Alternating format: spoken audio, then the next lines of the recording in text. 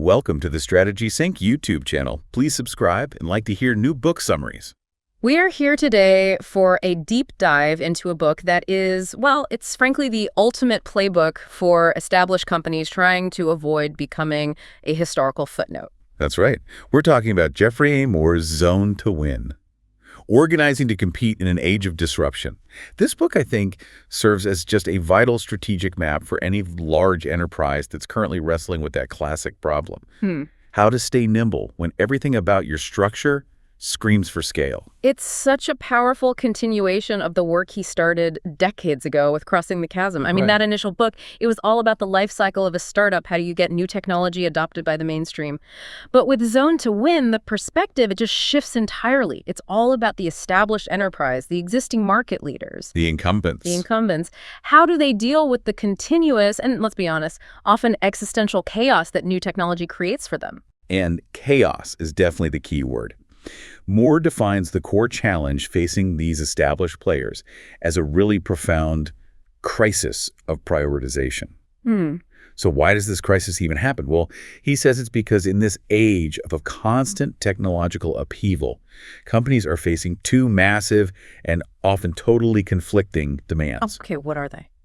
The desperate need for relentless speed on one hand, and on the other, the necessity of navigating all this competitive upheaval without destroying their current cash cow in the process. And that conflict is really the crux of the dilemma. I mean, if you are a large established organization, you are structured, you're optimized for stability, for efficiency, for scale. All good things, normal. All good things. But they are often the complete antithesis of the speed and, frankly, the necessary chaos that's required to actually embrace disruption. And Moore realized that the conventional playbook just wasn't working. Wasn't the conventional playbook? The one that, typically treats new business initiatives as these minor projects that you just sort of append to the main organization. It failed. It failed miserably because it just couldn't answer how to onboard a new line of business while still maintaining your existing commitments. And just as importantly, how to fend off a major disruptive attack on your core business. So this sounds like it's more of an organizational design problem, not just a failure of management vision or something. That's it exactly.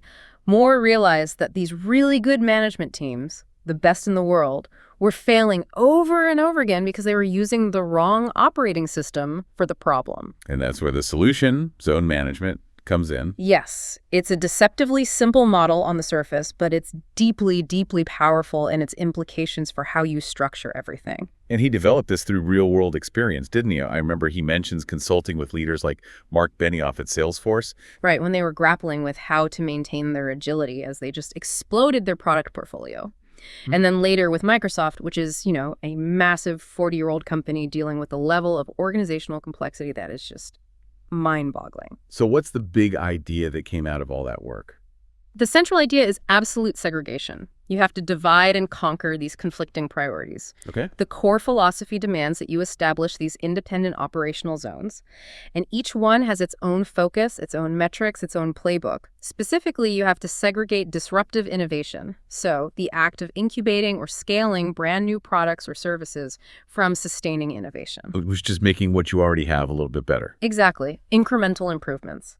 And you must just as rigorously separate revenue performance, which is, your financial commitments, your fiduciary duty to the present, from enabling investments, which is all the funding and resources you dedicate to your future opportunities. So the goal isn't to find some happy medium or compromise, it's separation. These zones have to operate in parallel, not in lockstep. Precisely. Because if you allow the culture, the metrics, and let's face it, the risk aversion of your highly successful existing business to permeate the new ventures. The new ventures die. They die on the vine. And conversely, if you allow the chaos and the volatility of the new ventures to infect your existing business, your current financial engine just stalls out. Zone management provides the organizational fences you need to prevent that contamination. Okay, let's unpack the strategic necessity that really drives this whole framework.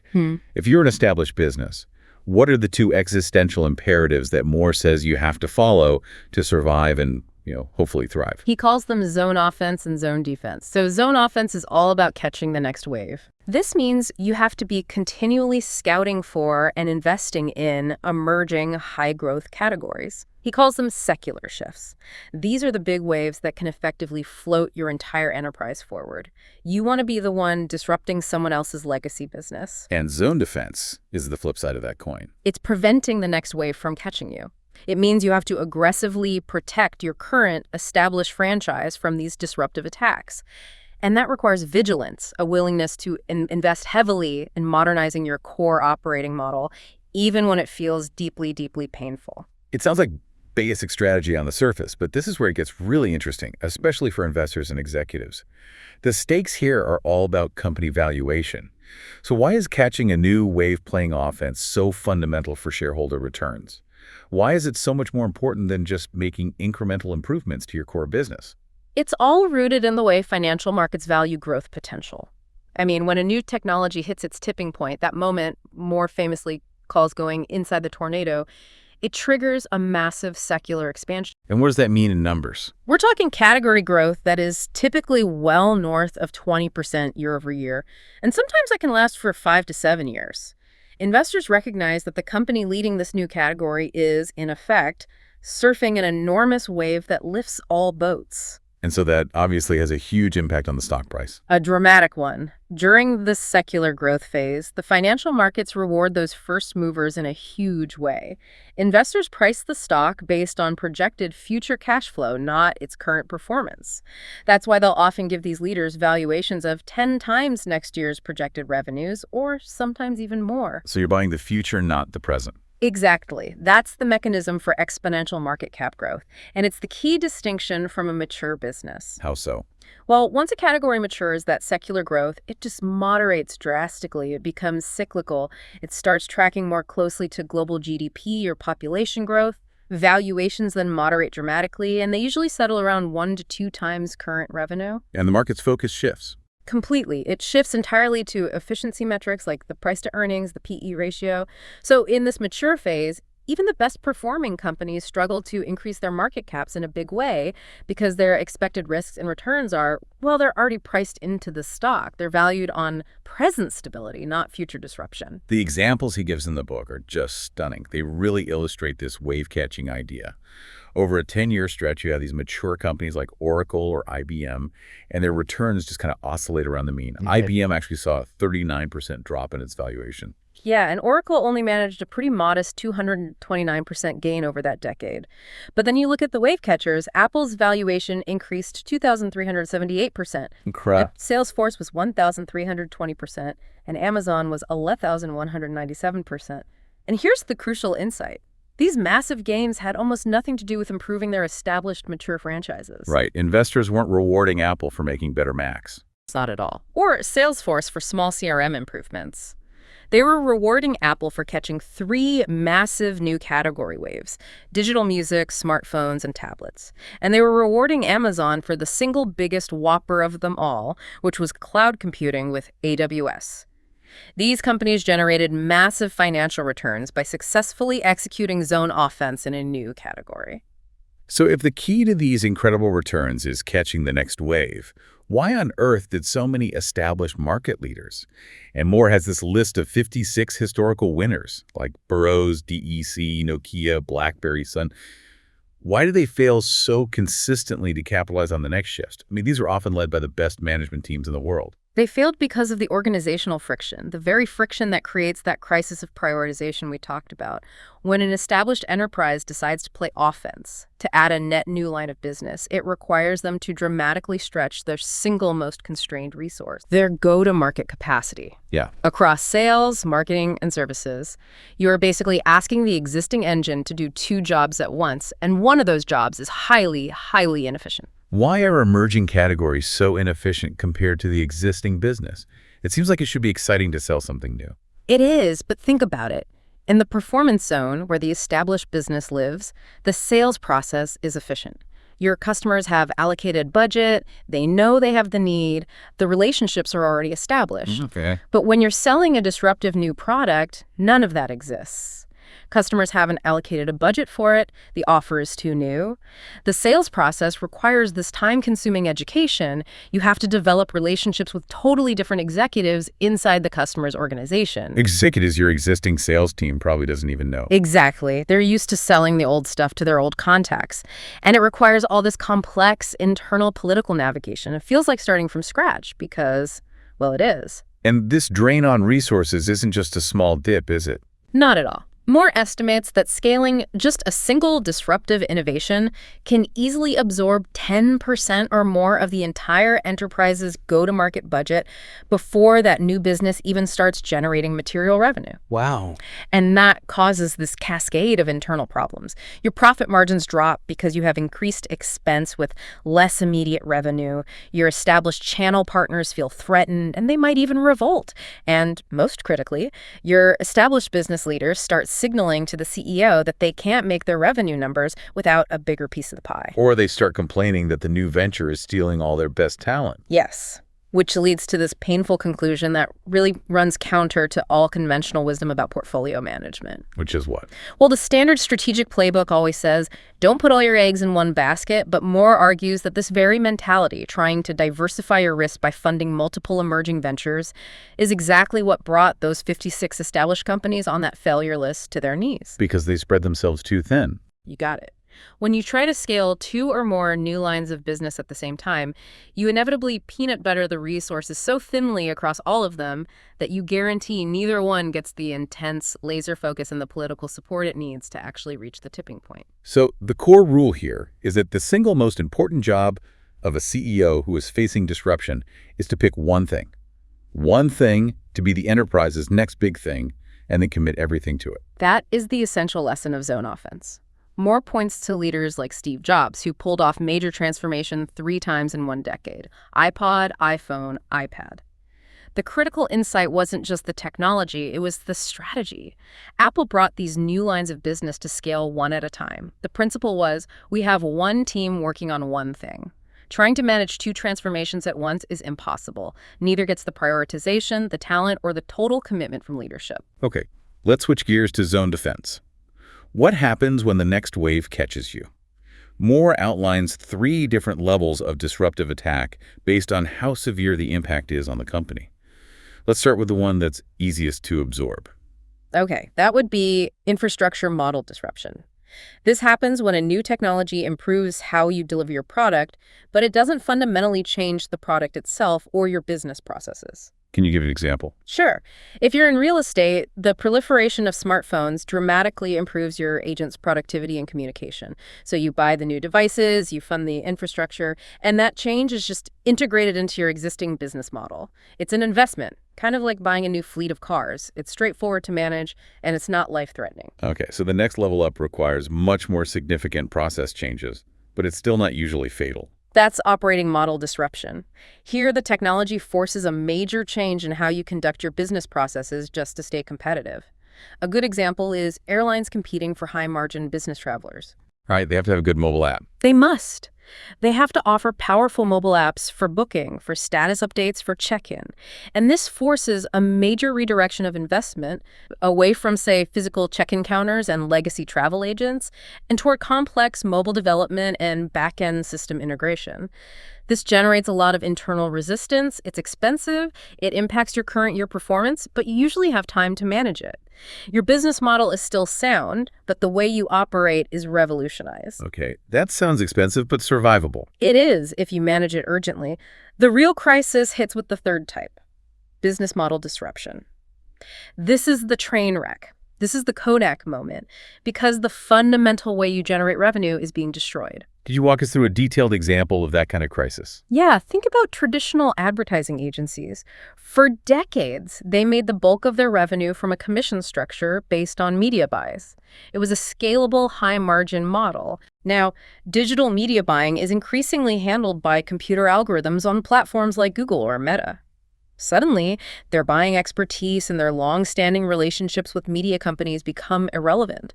They can still charge for creative work, but that is a low-margin, time and materials model that just utterly lacks the scalability and the profit structure of the old commission model. So the company has no option but to completely change its business model. Exactly. They have to change into something else, like consulting or tech integration. That's a full-blown existential crisis. And this brings us to that famous myth of self-disruption. Moore is really strong on this. He argues it's just baloney, that established enterprises can reasonably expect to change their core, high-margin business model. Why is he so absolute about that? Because the inertial momentum of a successful, established enterprise is simply too great to overcome. It's not just a matter of your IT systems. It's all tied up in the culture, the compensation structure, the supply chain, the partner ecosystem, and crucially, what your investors expect from you. Your whole organization is designed to do one thing well. Your sales team is compensated to sell the product that is profitable today, not the product that is risky and dilutive tomorrow. By the time the company dismantled all of that infrastructure and retrained its entire organization to support a fundamentally new way of making money, the organization would have zero momentum left. And the competition, who is unburdened by all that legacy, will have already won. So if you're faced with that kind of business model disruption, what's the defensive play? What's the necessity? Moore is very clear on this. You must do two things in parallel, and you must do them immediately.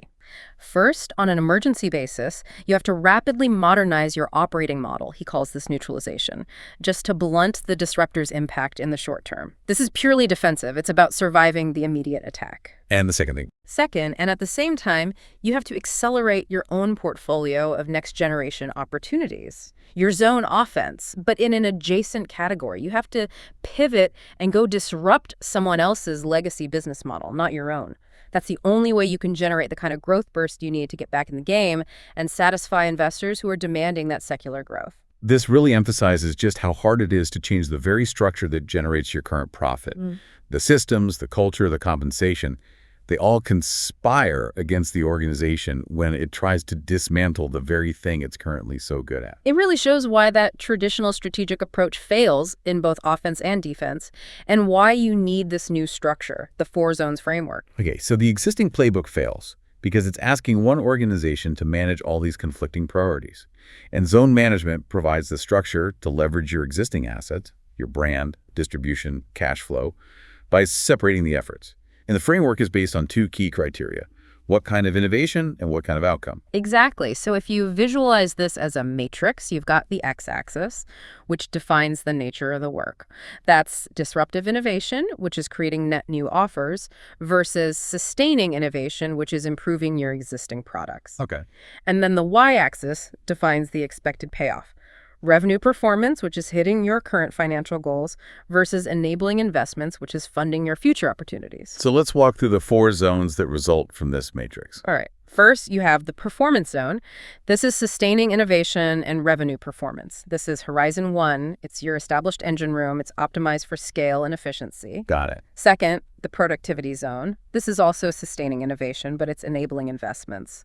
Also, Horizon 1, this is the home of your cost centers and shared services, and it's optimized for liberating resources. Okay, so 2 zones in Horizon 1. Correct. Then you have the transformation zone. This is where it gets interesting. Disruptive innovation and revenue performance. This is Horizon 2. This is the high-stakes, transitory bridge where you scale up new ideas and you have to sacrifice current performance for future material scale. And the last one? The incubation zone. This is disruptive innovation and enabling investments. This is Horizon 3. This is the realm of options, R&D, and prototypes where, failure is actually expected and even welcomed. You mentioned the zones are explicitly linked to these investment horizons. This clarifies the expected time to get a return on your investment, which is everything. Let's make sure we clearly define those 3 horizons. Okay. Horizon 1 H1 investments are expected to realize returns in the coming fiscal year. They have to be financially accretive to the operating plan. This is the entire focus of the performance and productivity zones, sustaining the current business and making the number. And Horizon 2? Horizon 2 H2 investments realize their returns in 2 to 3 years, and they often follow a significant period of negative cash flow, what's called the J curve. So by their very nature, they are dilutive to the operating plan for a while. This is all about translating a promising option from H3 into a high-performing H1 asset. It's the transformation push itself. And H3 is the really long-term view. Right. Horizon 3 H3 investments might not realize returns for 3 to 5 years, or even longer.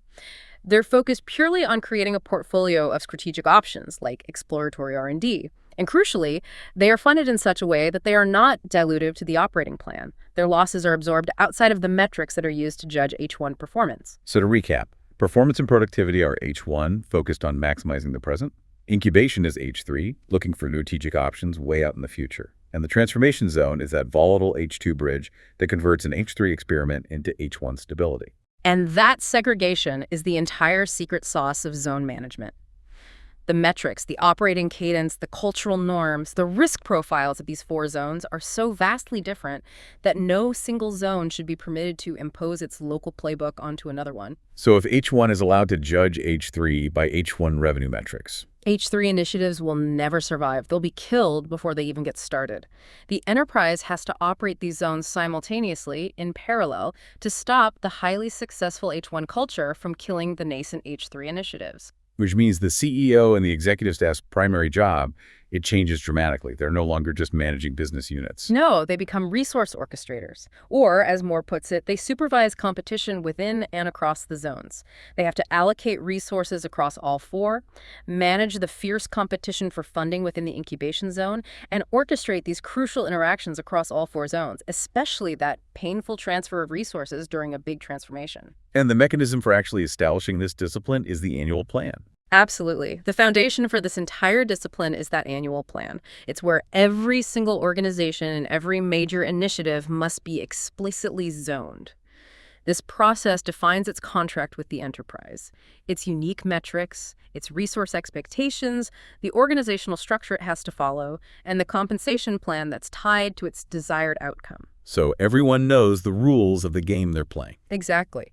A sales team in the performance zone knows they are being judged on quarterly bookings, while a GM in the incubation zone is being judged on achieving non-financial technology or market adoption milestones. No confusion. Okay, moving into the engine rooms that generate all the cash flow needed to fund this innovation. Let's start with the performance zone. Horizon 1, the stable core of the business. This is it. It's the source of more than 90% of the enterprise's revenue and often well north of 100% of its GAAP profits. The watchword here is steady as she goes.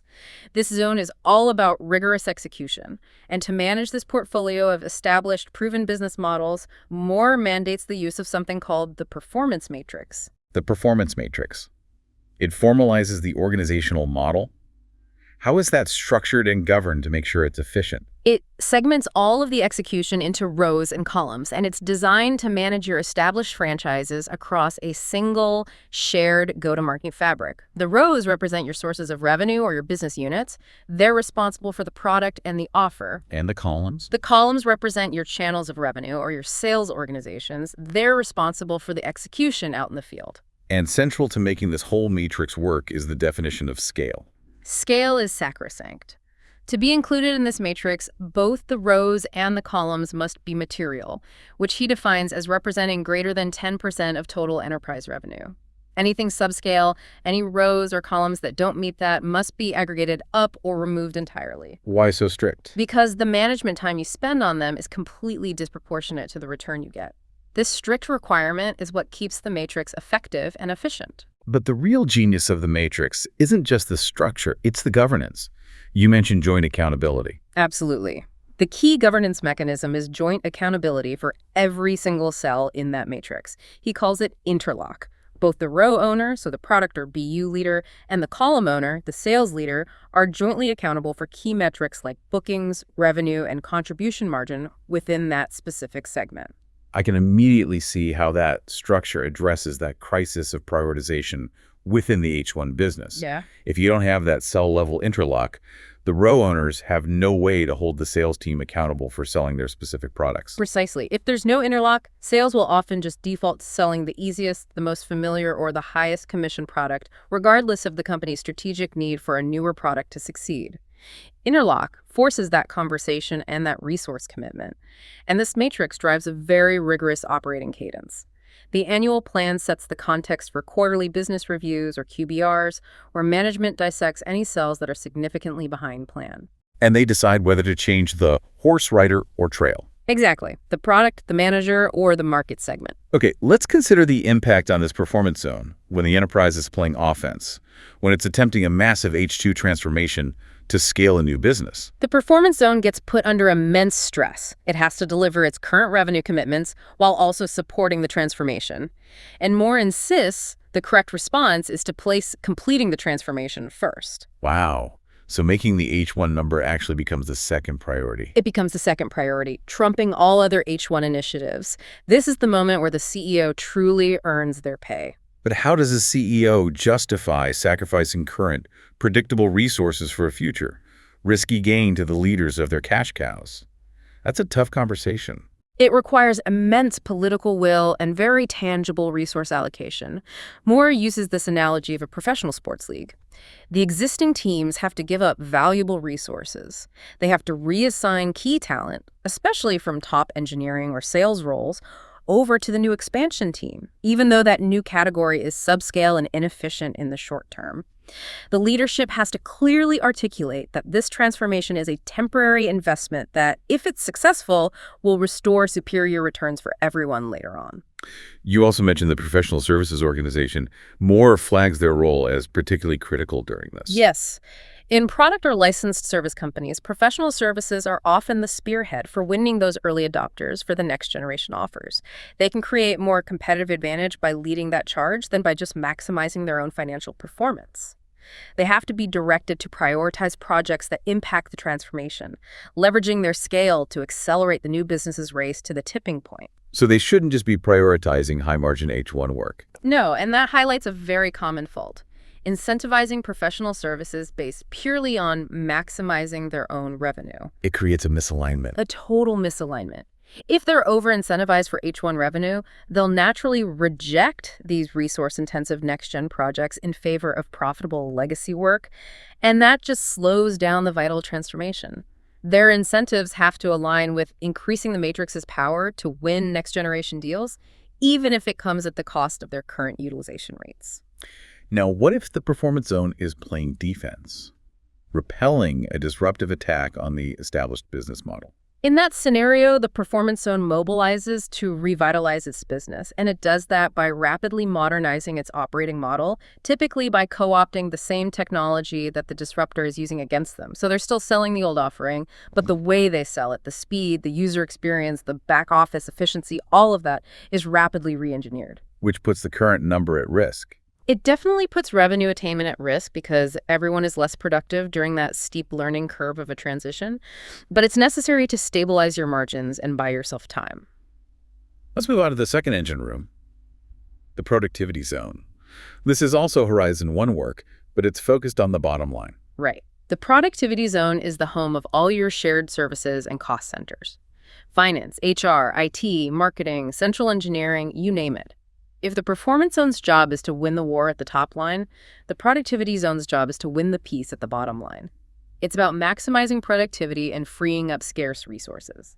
And it delivers value through 3 core distinct deliverables. And Moore stresses that you have to manage these 3 deliverables separately because they have different funding needs. Absolutely. The first one is regulatory compliance. This is basically the tax you pay for operating under the rule of law. It's non-negotiable, it's often inefficient, but it's required, and it has to be centrally funded. Okay, that's straightforward. Second is improved efficiency. This is about doing things right. This is the realm of systems, your operational infrastructure like payroll, security, financial reporting. Systems have to be standard, stable, and persistent. Efficiency trumps effectiveness here, and executives should generally be denied exceptions to standardized systems to avoid that complexity creep. And the third deliverable, which is the one that requires a more market-based structure, is improved effectiveness. Right. Improved effectiveness or doing the right things. This is the realm of programs. Things like promotional campaigns, recruiting initiatives, targeted lead generation. Programs are specific, timely services targeted at users who are primarily in the performance zone. Here, effectiveness trumps efficiency. And to reinforce accountability, these programs should not be centrally funded overhead, but rather customer funded. That is a crucial departure from the typical corporate overhead structure. So how does that customer funding work for an internal shared service? Well, the budget for the program is earmarked in the consuming organization's budget, say a performance matrix row owner's budget, and it's allocated to them as a controllable indirect expense. This sets up a transparent market dynamic instead of a bureaucratic one. The service-providing organization has to earn the work, they have to justify its value, they have to negotiate the terms. And that eliminates the massive resentment that comes with just arbitrarily allocating overhead costs. It does, and it forces the shared service to focus on high-value outputs. The productivity zone also introduces a formal process for dealing with obsolete products, what Moore calls Horizon Zero.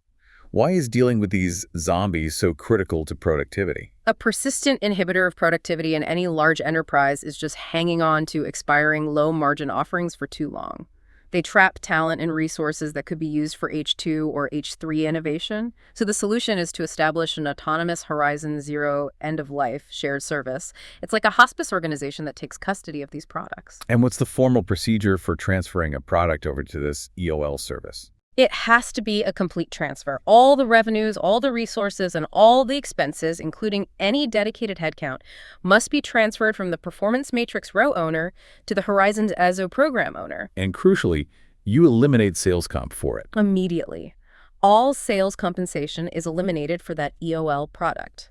The EO manager is then held strictly accountable for meeting a fixed calendar of milestones to drive that product to its end date. This process immediately frees up valuable staff and resources, the people for redeployment against new strategic endeavors. Okay, let's talk about defense in the productivity zone. If disruption hits, the performance zone needs resources to modernize its operating model.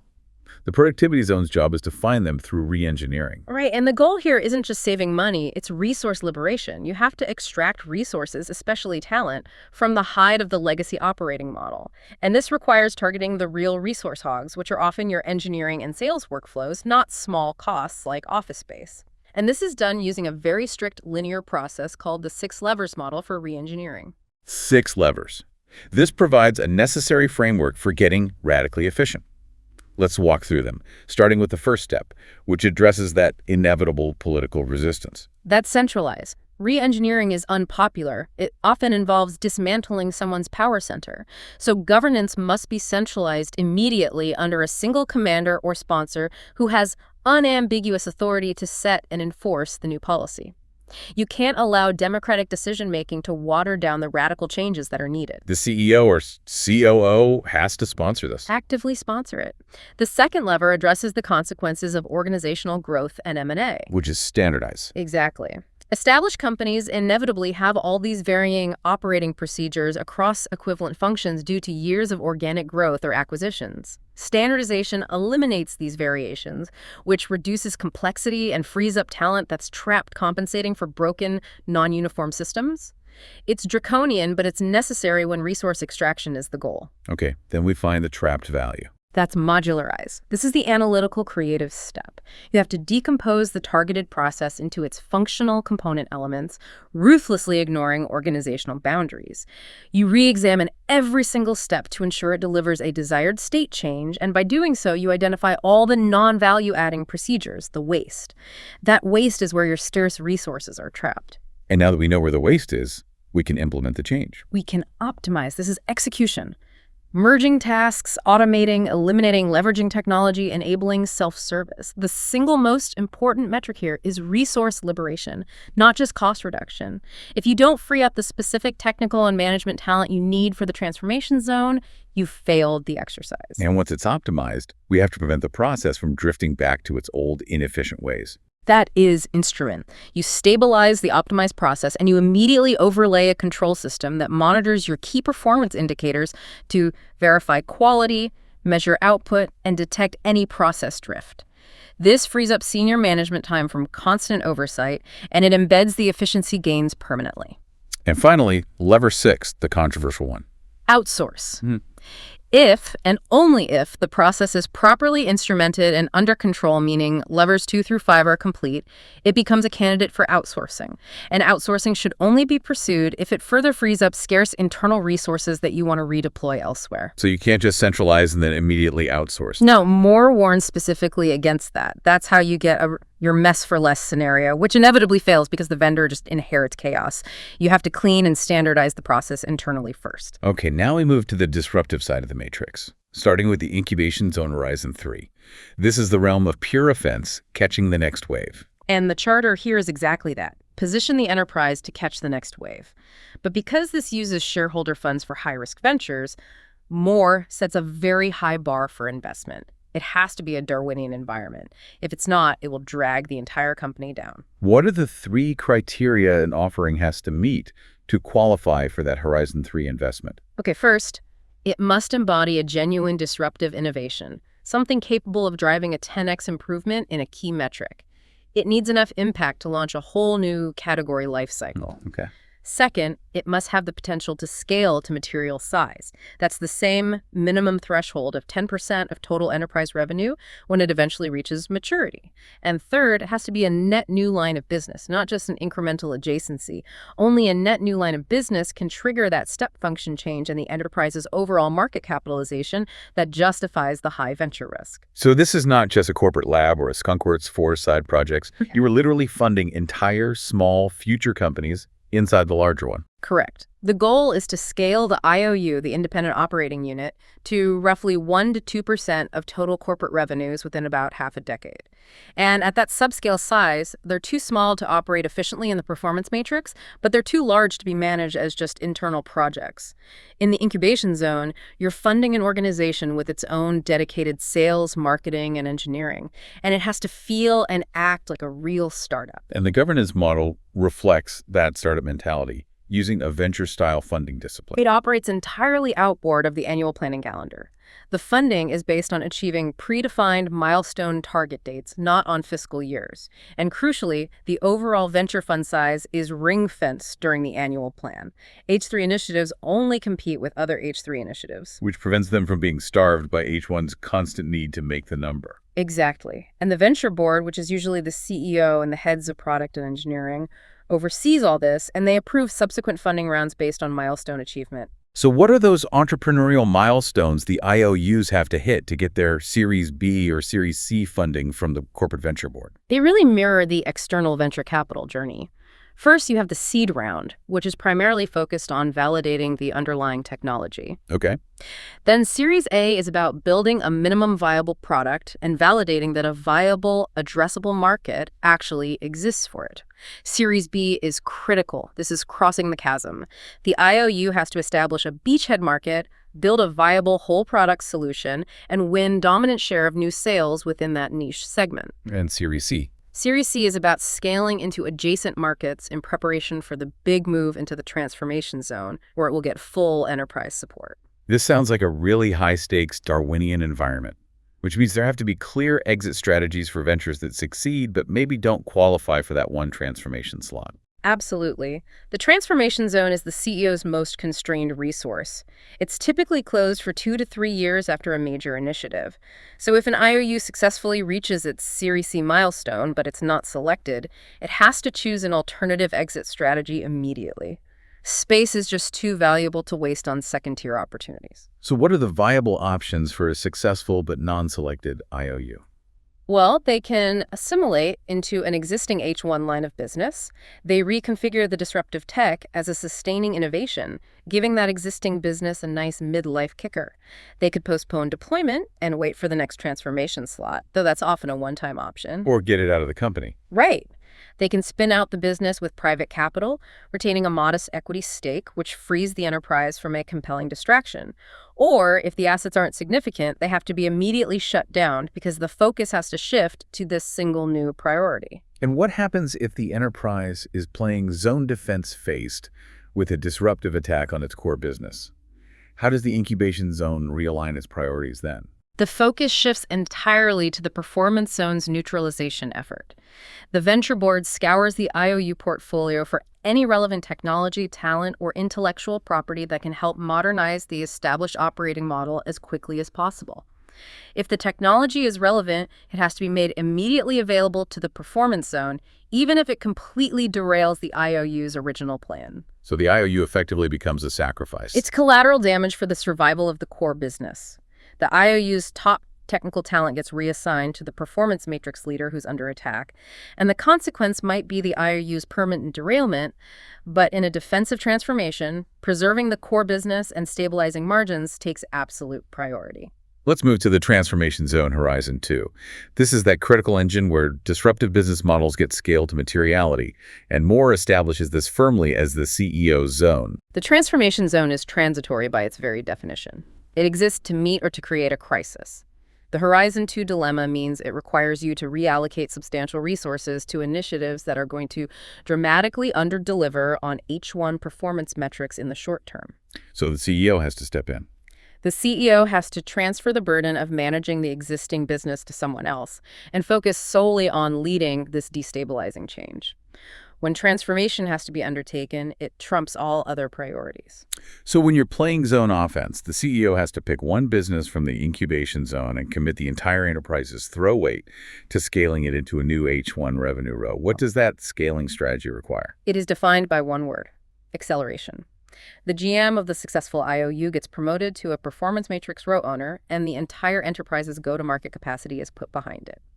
This means charging all sales columns to support the new line, prioritizing the new line's professional service projects, and executing strategic, high-valuation M&A not for profits, but purely to buy rapid scale and market share.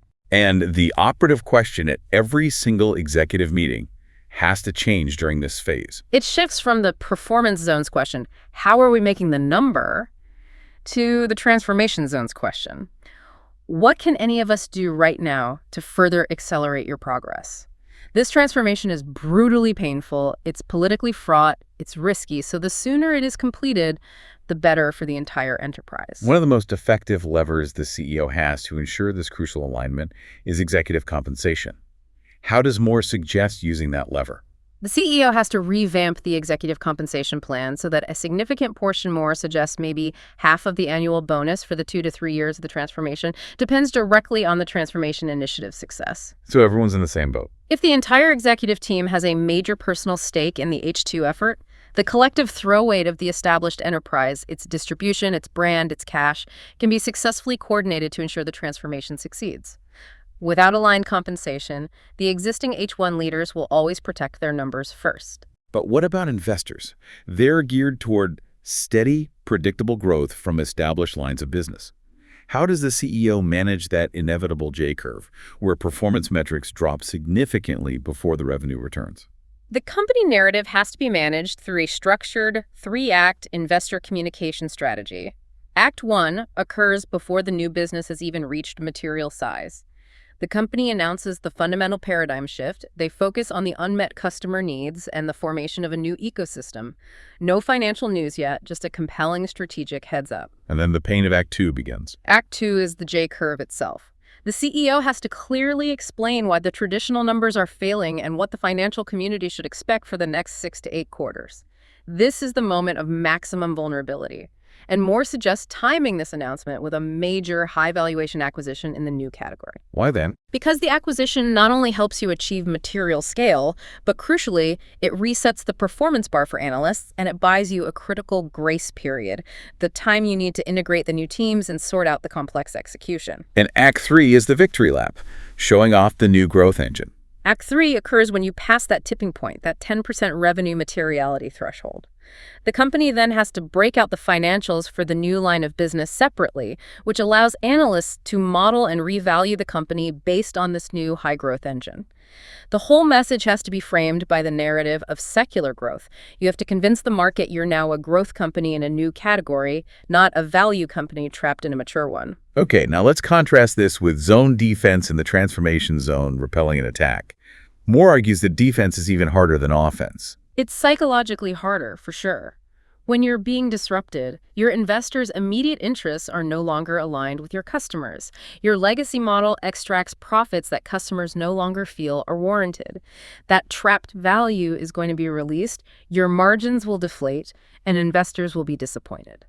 You have to realign with the customer, and the strategy must be evolution, not revolution, of your legacy product. This defense strategy has a critical 3-step program, and the order is essential. Neutralize, optimize, differentiate. Let's start with neutralize. Neutralize first. The goal is urgent. You have to blunt the disruptor's attack by co-opting their most attractive features and bolting them onto your current offering. You have to get to good enough, fast enough. This means changing your operating model immediately. The classic example being Microsoft's response to Netscape. Exactly. Netscape Navigator was disrupting Windows. Microsoft quickly released Internet Explorer 1.0.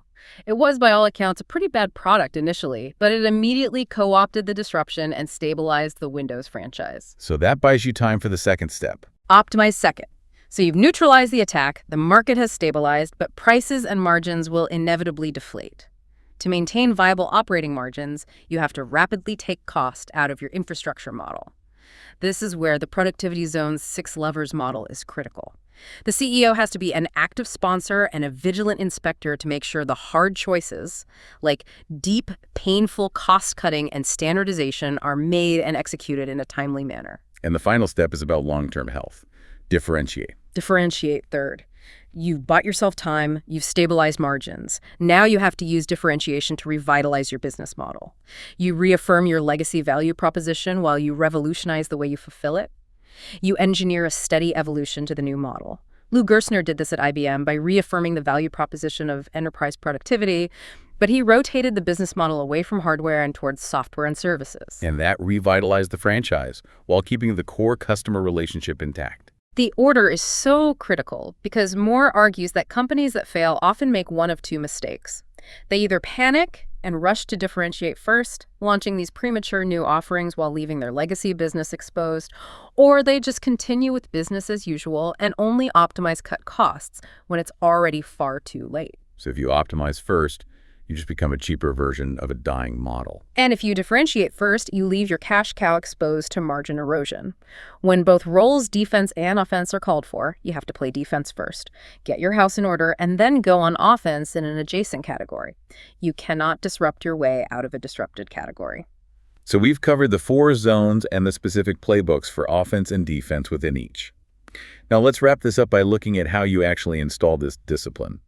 Moore recommends 3 essential steps that have to happen during the annual planning process to institutionalize zone management. Okay, the first step is a fundamental structural change. Zone your orgs. Every organization and every major initiative has to be funded out of one and only one: zone performance, productivity, incubation, or transformation. This single choice defines that organization's operating contract with the enterprise, its outcomes, its metrics, its risk tolerance. There can be no confusion or ambiguity. And the second step reinforces stability and commitment for the cash engine. Lock in the performance matrix. The H1 structure has to be formalized right from the start of the planning process. Every row and column has to be material greater than 10% revenue with a unique owner. And the most critical part of this lock-in is securing explicit interlock commitments for every single cell. A commitment that's ratified by the CFO and the CEO and reviewed by the board. This establishes your financial engine on a firm, accountable foundation. And the third step deals directly with managing the inherent volatility and conflict of any transformation. Transformation prioritization. If a transformation initiative is currently underway, either offense, scaling a new business, or defense, neutralizing an attack, the entire enterprise must acknowledge that all contingency resources are consumed, and the transformation initiative, the TI, is prioritized above all else. This prioritization has to be explicit, public, and mandatory across all 4 zones. It removes the ability of any senior leader to claim ignorance or insufficient resources. This leads us directly to Moore's final mandates for transformation success. And these principles, they run counter to standard business thinking, but they are essential when the future is at risk. The first mandate. It is more important to complete the transformation than to make the number. When the enterprise's future trajectory is at risk, when that secular growth is on the line, securing the future takes precedence over current financial goals. The management team has to be willing to miss the quarter or even the year to secure the next decade of growth. The second mandate addresses the resource dilemma, which is why those 56 winners failed. When you undertake 2 transformations at the same time, it is impossible to succeed with either. There's no such thing as 2 top priorities when the initiative has the power to capsize the entire operation. It has to be one thing, or failure is guaranteed. And the third mandate ensures total corporate alignment. To complete a transformation, every leader and every function must make its success their top priority, period. Alignment is mandatory. If a single senior executive is rowing the wrong way, it signals to the troops that non-alignment is acceptable and that guarantees the effort will fail due to internal political resistance. So to summarize our deep dive into Zone to Win, Moore argues that zone management is the discipline that's required for established enterprises to leverage their massive advantages, their global distribution, strong balance sheets, brand recognition during these periods of disruption. We've covered how to organize the established H1 business efficiently in the performance matrix, how to extract critical resources via the productivity zone using methods like the 6 levers. And we talked about how to manage high-risk ventures in the incubation zone with those venture-style IOUs, and how to execute that complex CEO-led change in the volatile transformation zone, whether you're playing offense or defense. The fundamental power of an established enterprise is its enormous throw weight if it can just coordinate properly. This discipline stops the organization from succumbing to that crisis of prioritization, and it allows it to reset its trajectory and become the disruptor again. It does. And that leaves us with the final provocative thought for you to chew on. Transformation is brutally painful, risky, and temporary. World-class companies only need to succeed in one major transformative initiative per decade to sustain their trajectory.